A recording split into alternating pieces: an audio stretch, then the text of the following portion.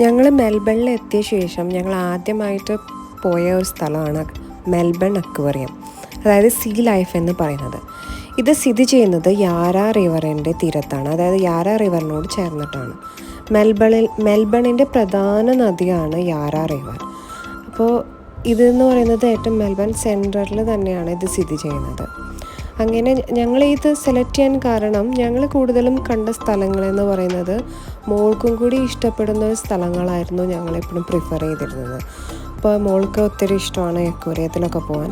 അങ്ങനെ ഞങ്ങൾ പോയതായിരുന്നു. ഇവിടെ മെയിനായിട്ട് ഇവിടുത്തെ ഒരു പ്രത്യേകത എന്താണെന്ന് വെച്ച് കഴിഞ്ഞാൽ ജെല്ലി ഫിഷുകൾ, അതുപോലെ തന്നെ സീ ഹോഴ്സ്, ഇവരുടെയൊക്കെ ബ്രീഡിങ്ങും അവിടെ ഉണ്ടായിരുന്നു.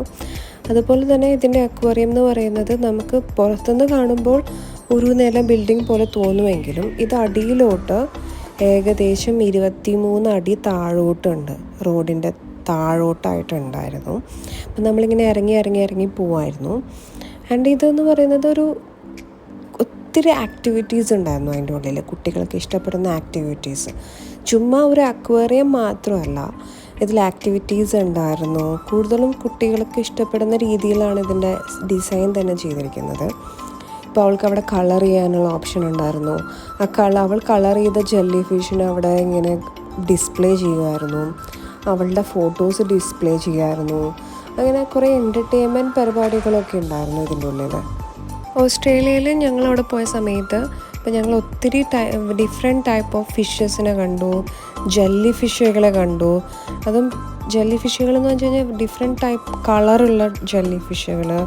അതുപോലെ നമ്മുടെ നാട്ടിൽ നമ്മൾ നോർമലി നമ്മൾ അക്വേറിയത്തിലൊന്നും കാണാത്ത ടൈപ്പ് ഓഫ് ഫിഷുകൾ കണ്ടു. അവരുടെ സീയിൽ കാണുന്ന ഫിഷസ് നമ്മുടെ അതുപോലെ അല്ല, കുറച്ചുകൂടി ഡിഫറെൻ്റ് ആണ്. അവിടെ വേറെ ടൈപ്പ് ഓഫ് ഫിഷുകളെ കാണാം. ഇപ്പം ഞങ്ങൾ കണ്ട സ്റ്റിങ്ങറേ എന്ന് പറയുന്നത് വെരി ബിഗ് സ്റ്റിങ്ങറേ ആയിരുന്നു കേട്ടോ കാണുന്നത്. അതിനെ കണ്ടു. ബെക്ക ഫുള്ളി എക്സൈറ്റഡ് ആയിരുന്നു. അതായിരുന്നു എൻ്റെ സന്തോഷം. മോള് എല്ലാ ഫിഷിനെയും എല്ലാ ജെല്ലി ഫിഷിനെയും ഒക്കെ കാണുമ്പോൾ she is so much excited.